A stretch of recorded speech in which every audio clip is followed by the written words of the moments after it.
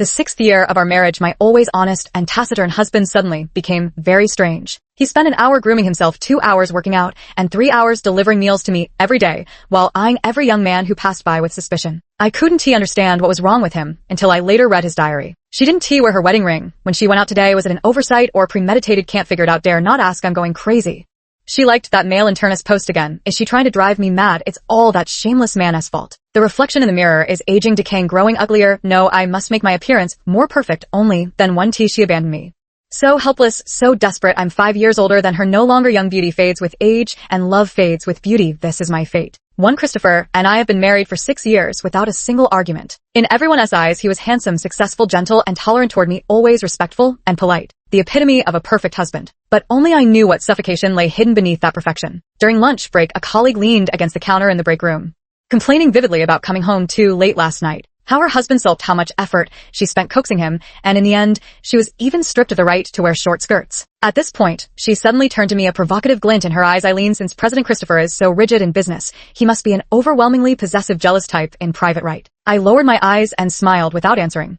A hint of bitterness welled up in his heart. Quite the contrary, for the past 6 years Christopher had been as dull and predictable as a programmed machine. Never jealous, never questioned who I associated with, never cared what time I came home, and never once touched my phone. Colleagues always said that love comes with possessiveness. Without it there's no love at all. So perhaps Christopher never loved me. Was I the only one who fell into this marriage? Her fingers tightened unconsciously. The warmth of the glass cup seeped into her palm. Inside was the brown sugar water Christopher had brewed for her before leaving this morning. He silently placed the water bottle into my handbag and turned to enter the walk-in closet. Lately, he seemed particularly concerned about his appearance, even spraying the cologne he used to detest the most. At this thought, some rather unpleasant suspicions suddenly arose in my mind. As if possessed, I opened the home surveillance footage. On the screen, Christopher was working out directly facing the surveillance camera. He was shirtless, his Adam-esque apple bobbing. His perfectly sculpted muscles looked particularly sensual in the sunlight, with thin sweat glistening along his Adonis belt, rippling with each movement. His low-rise sweatpants hung loosely on his hips, sliding down slightly with his motions before he casually hitched them back up. Every movement seemed like a dangerous invitation, utterly seductive.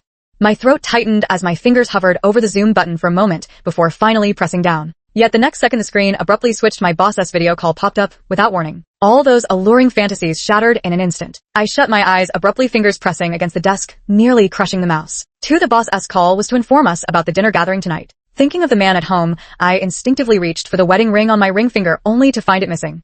After a moment of stunned silence, I remembered the mischief Christopher, and I got into the night before last. I was afraid of hurting him at the time, so I took off my wedding ring and placed it on the nightstand, which led to me forgetting to wear it these past 2 days. All my colleagues immediately reported to their families as soon as they received the boss's message. After a moment's hesitation, I also walked to the hallway and called Christopher. Christopher answered instantly, as usual, his voice low and husky, laced with a teasing hook. Irene.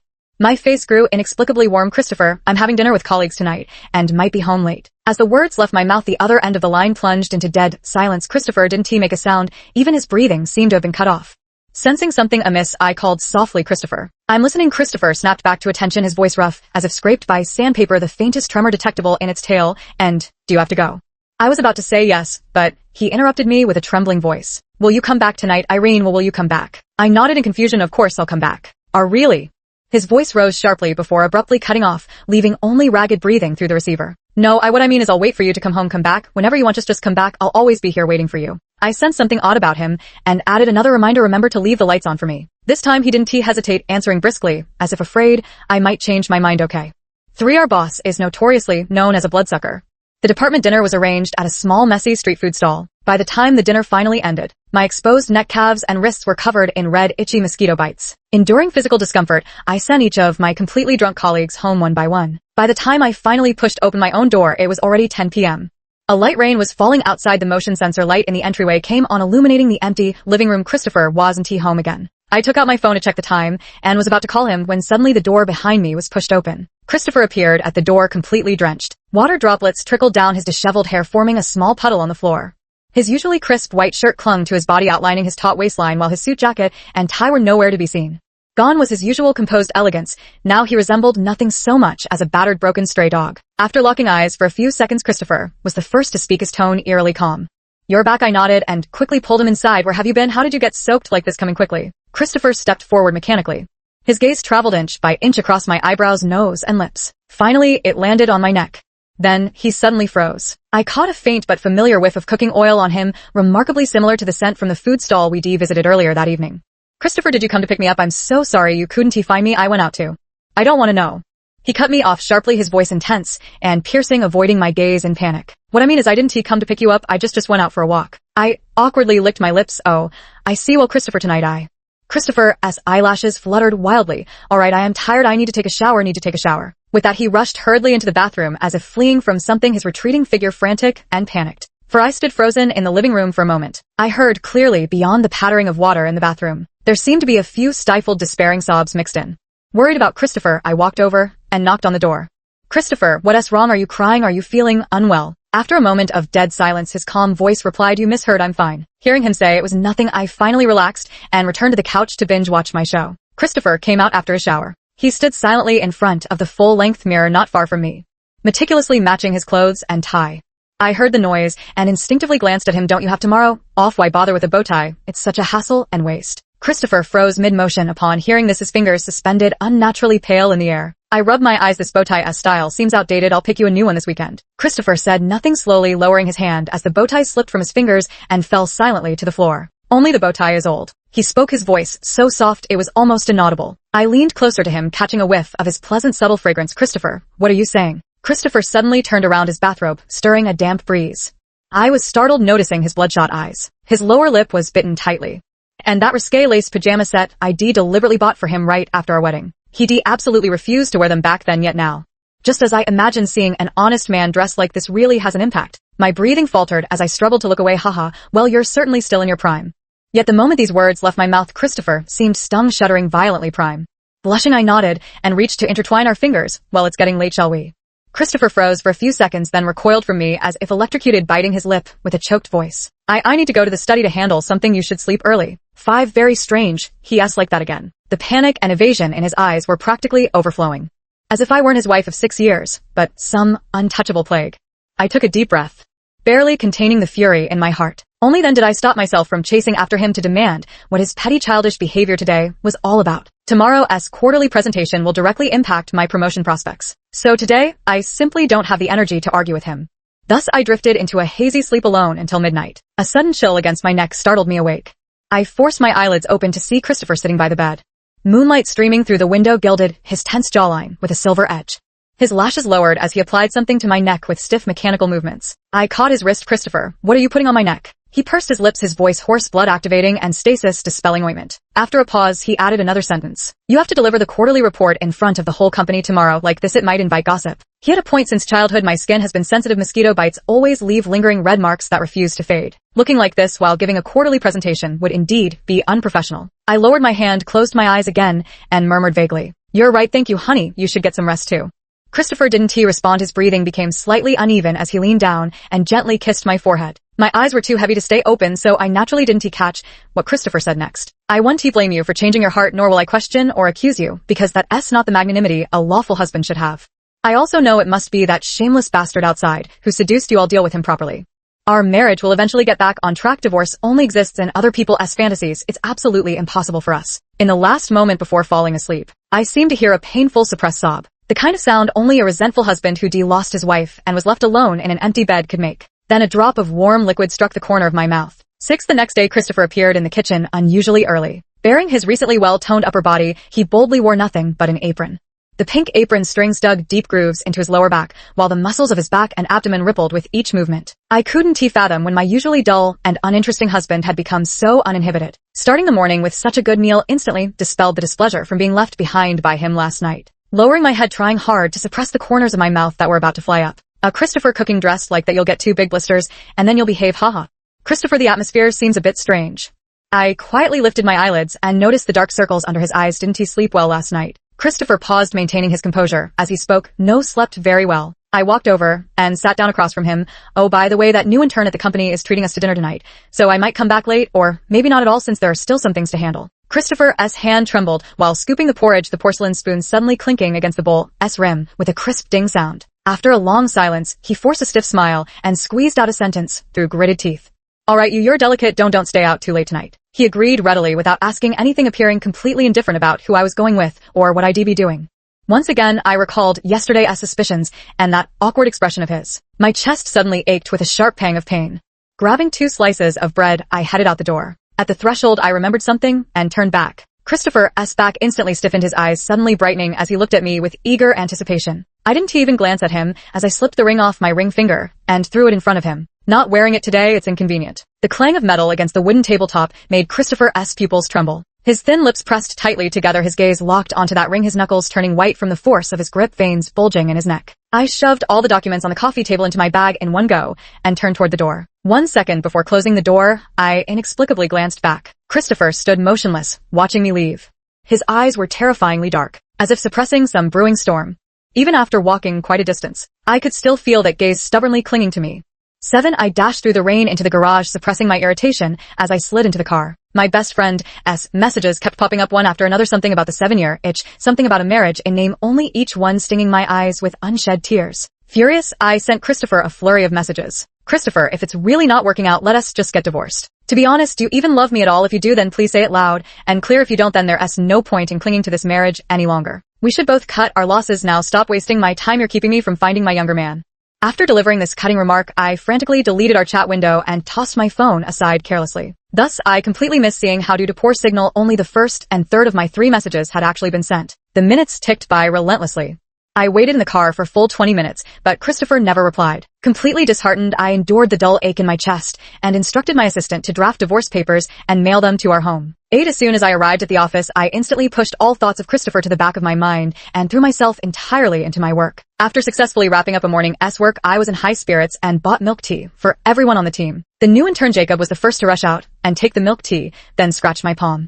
Congratulations, sis. This cup of milk tea tastes especially sweet today. I uncomfortably withdrew my hand and was about to speak with a frown when I unexpectedly met a gaze from outside the glass door. Christopher stood quietly in the corridor as shadows, dressed in a suit and holding a thermal lunchbox. His eyes were dark and expressionless. I don't know how long he had been standing there watching. I was somewhat surprised to see him in. Christopher, what are you doing here? Christopher shifted his gaze away from Jacob and met my eyes, slowly curling his lips into a smile that sent chills down my spine.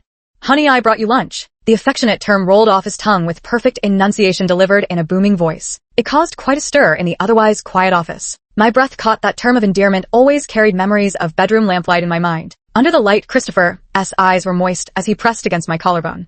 His sweat-dampened hair brushed lightly against my chin. Each gasp grew more urgent than the last. Only then could he no longer suppress that hoarse whisper escaping from his throat. Yet today, he shouted it out loud, in public, the very situation he used to resist most. A subtle electric current instantly shot up my spine, making my heart tremble violently. Christopher seemed different from his usual self today. Jacob raised an eyebrow slightly, a meaningful smile curling at the corner of his lips. So, it's President Christopher, my sister always mentions you to me. Christopher casually curled his lips. Oh, Irene has never mentioned you to me. Jacob's expression instantly darkened before Christopher. He seemed like a powerless young upstart. Christopher ignored his shifting expression, looking down at this overconfident youngster with a faint smile curling his lips, as if gazing at some worthless trash. I should thank you for looking after my wife. Care for a cigarette? Christopher said, reaching into his pocket for a cigarette. I was still wondering when he'd learned to smoke. But the next second I saw him pull out a glaringly red object, not a cigarette, but our marriage certificate. 6 years married, yet he'd kept that certificate looking brand new. Only the edges had slightly faded in color, as if worn from being constantly held and caressed over the years. Christopher absent-mindedly tilted his hand. The marriage certificate spun gracefully in his palm, flashed the gold stamped steel seal in Jacob's direction. Her tone carried deliberate vexation. Sorry, wrong document. Accidentally pulled out our marriage certificate. Jacob clenched his fist, his lips twitching speechlessly, probably wanting to curse something. But the moment he met Christopher's sunken eyes, his anger instantly dissipated. He stiffly turned his face away, even holding his breath. Clearly in the face of Christopher's absolute authority, his fury could only rot in his stomach. My face had been burning since Christopher inexplicably pulled out our marriage certificate. I quickly stepped in front of him, snatched the marriage certificate, and frantically stuffed it into the hidden compartment of my bag. Christopher, why are you taking out our marriage certificate? Don't just stand here letting everyone stare. Come with me to the office now. The words shattered Christopher's composure in an instant, leaving his hand frozen mid-air in that suspended gesture. He looked down at me with eyes brimming with despair, resentment, and unwillingness. I watched the color drain from his face. The word desperate husband came to mind at an inopportune moment. I snapped back to reality and pulled Christopher along as I strode toward the office. Every time we passed someone, I wished I could bury my head in my collar. Christopher followed silently behind me the whole way, his gaze dimming bit by bit with each of my evasions. Until I pushed open the office door. Christopher let out a low gasp, the tension in his eyes snapping completely as he grabbed my wrist. I gasped in surprise as he pulled me roughly into his embrace, pressing me hard against the floor-to-ceiling window. My face was pressed tightly against the icy cold glass. My back pressed tightly against Christopher's scorching firm chest. Caught between fire and ice, the sensation left me suspended in unbearable tension as I bit my lower lip. Christopher, you. The 67th floor height. Thunder rumbled outside, the lightning seemingly exploding right before my eyes. The next second I felt a slight touch against the small of my back. It was Christopher, who had caught the zipper of my dress between his teeth and was leisurely pulling it downward. The sound of the metal zipper separating was unusually distinct in the quiet office. Christopher's icy palm crept up the hollow of my waist, greedily covering the sensitive spot. It sent a shiver through my entire body. My toes curled violently before stretching out again. My stiletto heel unconsciously ground against his leather shoe. Christopher shifted from squatting to kneeling behind me, nervously pecking kisses against the small of my back, his voice laced with paranoia and agitation. You're 5 years younger than me. It's normal for someone your age to be dazzled by the temptations of the outside world. I've told you no matter how you play or act out there, I'll tolerate it. Whatever mistakes you make, I'll forgive you. Because I know it must be those shameless, worthless men seducing you. You just had a momentary lapse of judgment. You'll eventually return to our family. Even if you have thoughts of divorce, it must be those little brats who egged you on. I'll deal with them properly when I have time, and then set everything back on track. At that moment, another bolt of lightning flashed outside the window. The terrifying crimson possessiveness in his eyes was instantly illuminated as he murmured under his breath. But you shouldn't have actually mentioned divorce, so casually bringing up divorce. Even if I can tolerate much, Eileen, you deserve some punishment. 10. I had never seen Christopher lose his composure like this before. While struggling to understand, I also felt a twinge of fear. What are you talking about? What do you mean by seduction? Explain yourself. Stop, don't touch me, Christopher. We're in the office. Let go of me right now. Ugh, you bastard. If you keep this up, I swear I'll divorce you. I mean it. I want a divorce. Christopher froze for a split second, but my threat only drove him wilder. He threw me onto the sofa, and just as I struggled to sit up, his kiss came crashing down. With one hand gripping my chin and the other tearing off his shirt, he kissed me deep and ruthless, his tongue forcing past my teeth, nearly reaching my throat. Never had he treated me so roughly. Trembling all over, I arched my head back while my nails raked viciously across his perfectly taut lower back. The sharp pain didn't even make him bat an eye. It was at this moment that I suddenly realized, if he weren't willingly indulging and tolerating me, I'd be nothing but a helpless chick in his hands. One snap, and I'd be strangled dead. I bit down hard on Christopher's shoulder, tears welling up at the corners of my eyes from the sheer intensity as I twisted like a pretzel under his hands. Outside the window, lightning flashed and thunder roared, yet the temperature inside rose rapidly. Reason was collapsing on all fronts, and the situation was heading in an indescribable direction. Knock, knock, knock. Suddenly, there came a knock at the door, followed by the embarrassed voice of the secretary. I'm sorry, Director Irene, but it's time for our meeting. Christopher snapped out of his daze, gasping as he straightened up. The turbulent darkness in his eyes gradually receded, replaced by waves of regret and self-reproach. I fell from great heights, gasping for fresh air in utter disarray, my vision unfocused, lips numb, clothes in complete disarray. Christopher watched me for a long moment before rising to kneel beside the couch. With trembling hands, he zipped up my dress and smoothed my hair, his eyes glistening with remorse. Irene, I'm sorry, He suddenly turned his head away, let out a pained whimper, and abruptly stood up to walk out the door. I couldn't bear to see him retreat again, staggering to my feet. I tried to grab him, but accidentally bumped into the corner of the table. The stack of documents I'd brought from home this morning but hadn't yet organized came crashing down in a flurry of papers. Amidst this complete mess, a dark object slid out from between the pages and thudded onto the carpet. 11. My gaze was instantly drawn to it. Then I saw an unfamiliar black notebook. I don't remember owning a notebook like this. After hesitating for 2 seconds, I carefully turned a page. Then Christopher's unmistakable handwriting slithered into my vision like a venomous snake. She didn't wear her wedding ring today. Was it an oversight or premeditated? I stared at her finger for 7 full minutes, yet couldn't muster the courage to ask. She liked that mail internist post again. Is she trying to drive me mad? What's the difference between a like and a kiss? Does she want to kiss that young boy too? Just how far have they gone? Should I ask her no? I can't. What if she yes, just waiting for me to ask, ready to lay her cards on the table and demand a divorce before kicking me to the curb? I can't bear that. I can't ask her. I truly can't live without her. The reflection in the mirror is decaying, growing uglier, fine lines appearing at the corners of my eyes. Even my abs aren't as defined as they used to be. I must work harder to make this flesh more perfect, must make her unable to pull her hands away when she touches my body. The battle for a husband is always brutal. I must stop at nothing to defeat those scoundrels trying to steal him away.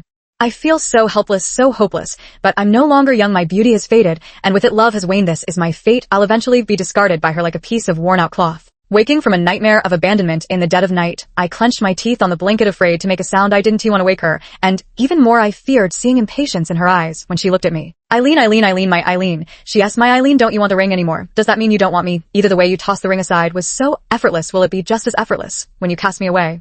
I underestimated that fool. He actually made Eileen take off her ring. Does she want a divorce? No, absolutely not. Irene. A whole page filled with Irene was shockingly conspicuous. I think I've discovered Christopher's little secret. I rubbed my eyes in disbelief, only then realizing my back had gone stiff and my right hand was trembling uncontrollably. Christopher's recent peculiar behaviors unfolded neatly before my eyes, as clear as a slideshow. Every day at exactly 10 o'clock, he'd work out facing the surveillance camera, preening to show off his slightly damp abs and Adonis belt. He deliberately sprayed on my favorite cologne, meticulously styled his hair, and dressed in carefully coordinated outfits. So this publicly stoic CEO was privately playing the role of a desperate abandoned husband, one who couldn't confront his cheating wife, feared divorce, and could only resort to calculated seduction in a futile attempt to keep her. Realizing this issue, I slowly exhaled a heavy breath, feeling so relieved it made my scalp tingle. I could only regret missing the perfect opportunity. Why hadn't I noticed his odd behavior earlier? Why hadn't I found this diary sooner? 12 soon after I received Jacob's leave request. Out of concern for my subordinate, I casually asked about his reason for taking leave. Yet the three people before me gave 3 different answers in unison. HR said he'd been bitten multiple times by a vicious stray dog. My secretary claimed he was hit by a car and thrown 4 meters through the air. His colleague said he fell from a 3-meter high step and broke his leg. I took the initiative to message Jacob, what on earth are you up to? Jacob replied after 2 seconds without pause, sending a long string of text. I got bitten several times by a mad dog on my way home from work. While trying to escape the dog, I ran desperately and then fell from a 3-meter step, breaking my leg. A kind soul took me to the hospital only for me to suffer another car accident. I was hit and thrown 4 meters. Anyway, there's no way I can make it to work. After a moment of silence, I replied, then get some good rest. Jacob sent an emoji, then added, Director Irene, I'm really sorry I can't have dinner with you tonight, but I've already reserved the restaurant. It'd be a waste to cancel. So, why don't you go with your husband? Would you like to see him after work, to see your tall, handsome, dashing, elegant, imposing, and wealthy husband? I frowned slightly. No need, not interested, just cancel it. Jacob suddenly went silent. 13. I hung up the phone. I opened the home surveillance feed again. Christopher received a package shortly after returning home. After glancing at the contents of the package, he suddenly slumped against the door and slid down to sit on the floor as if all strength had left him. I don't know what he saw, but the surveillance footage showed him sitting on the ground for the entire afternoon. Until the alarm rang at 5:30, he startled back to awareness, mechanically pushed himself up, and walked toward the kitchen. Soon the sounds of chopping and cooking emerged from the kitchen. Though what he saw tormented him unbearably, once 5:30 arrived, all his emotions had to yield to something far more important. That is, his wife would be coming home from work for dinner, and he still needed to cook. I clenched my fist abruptly. Suddenly, I couldn't wait another moment. I need to clock out, I need to go home. 14. Along the way, I thought a lot. I imagined pushing open the door and throwing the diary right in his face. You bastard, you thought I was cheating. Is that the kind of person you see me as? Got a mouth just for eating, don't you? Why couldn't you just ask me? Still too scared to ask, did the decisiveness and boldness you show in business get eaten by dogs? Full of solutions when helping others, but when it's your turn you just tie yourself up with rope, and it's a dog leash at that. I cursed and grumbled the whole way home. But the moment I pushed open the door, the damp, oppressive air in the living room immediately made it hard to breathe. Christopher's figure was shrouded in darkness, his slender fingers clutching a document so tightly that his knuckles turned ghostly white, barely restraining the urge to destroy everything in sight. Eileen, tell me, why must we divorce? I stared in shock, squinting under the light to recognize the document in his hand as divorce papers. Damn it, the divorce agreement I casually asked my assistant to draft this morning had actually been sent directly to Christopher. Given how Christopher loses control like a mad dog at the mere mention of divorce, I scratched my head and quickly explained, Christopher, this is a misunderstanding. I don't want to divorce with you. Oh, a misunderstanding. Christopher seemed to think of something, his voice suddenly turning calm, as if he were merely asking about the weather. Then prove it to me. I pressed my lips together, quickly sorting through the sequence of events in my mind, ready to speak, when he abruptly cut me off. His voice was hoarse, as if laced with ice, carrying an unyielding command. Eileen, now, immediately come kiss me. My entire body stiffened, nearly convinced I'd misheard him, instinctively lifting my gaze to meet his. Christopher was still wearing the impeccably tailored black suit from this morning, his polished handmade shoes gleaming coldly under the light, his entire presence radiating the unmistakable aura of a dominant dom. My throat tightened, startled by my own thoughts, but when I looked up, I caught a fleeting glimpse of hurt in his eyes. I sighed, walked over, and under his doubtful gaze kissed him fiercely, lips and teeth entwined, lingering and restless. What else do you want me to do? Breathing slightly, I asked him as we parted. Christopher's eyes darkened, still devoid of any trace of trust, as he enunciated word by word the matter he had always avoided and concealed. If we divorce, I will truly kill that lively little bastard you've got outside. So this was his threat. I laughed out loud. I don't have any lively little bastards outside, but I do have a self-pitying old fool at home. Christopher froze for a second, then said fiercely, then whoever you've ever had feelings for, I'll harm them. I've only ever had feelings for you. How do you plan to harm yourself? Christopher suddenly stiffened, the gloom in his eyes instantly fading as his fingertips trembled slightly. Helpless, I slowly caressed his face. I've read the diary, President Christopher. Quite the literary talent, and your imagination is truly exceptional. Though your brain seems malfunctioning, conjuring up this whole tragic drama of a cuckolded husband can't tell a mosquito bite from a hickey. But I must commend your efforts in working out, dressing well, and trying to please me. I like it. Being pleased makes me happy. Keep up the good work. Now that being said, why didn't you just ask me, are you some modern-day Ninja Turtle? This whole mute act, ISNT commendable, makes me so mad, I want to jump up and slap you twice. Christopher's ears turned crimson in an instant. He pinched himself repeatedly in disbelief, then after stammering for what felt like ages, finally managed to whisper something very softly. "You can smoke now if you want. I want to dodge it." There were a few seconds of silence. Suddenly Christopher dropped all pretenses, burying his face in the crook of my neck, as silent tears fell one by one. "I was afraid that if I asked you tell me the truth, and then ask for a divorce, after all, I really can't compare. I'd rather deceive myself and avoid the truth than divorce you. As long as you're still willing to come home, I can pretend nothing ever happened." My heart ached a little as I cupped his face in my hands. Her fingertips brushed past his nose, red from crying, watching his damp lashes clump together in clusters. She couldn't help but laugh aloud. "Christopher, you've controlled yourself so well that I started wondering if you might not love me at all. My asking for divorce had nothing to do with anyone else. I just acted out because I mistakenly thought you didn't love me. I don't want to divorce you either." Christopher's voice was muffled. "How could I not love you? I even managed to convince myself to tolerate you doing those things. You have no idea just how much I love you." 15 after untying the knot in their hearts, the bathwater rippled all through the night. The hoarse calls of darling overlapped with those fleeting moments preserved in memory. My last memory was the eastern sky turning pale at dawn before Christopher pounced again, sinking his teeth into my collarbone with tireless hunger. I didn't fall asleep until nearly daybreak. Then I needed to use the bathroom first thing in the morning.